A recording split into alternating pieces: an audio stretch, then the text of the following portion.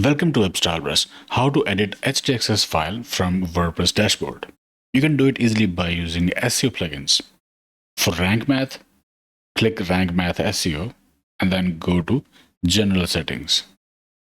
Scroll down, click Edit.htaccess, and here is the .htaccess file. Check this box. I understand risks and I want to edit the file.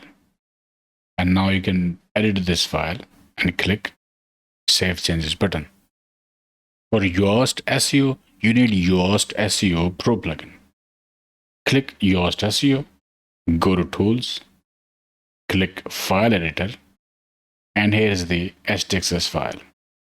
You can edit this file and click this button, Save Changes to .htaccess file, and the new changes to the htaccess file will be saved.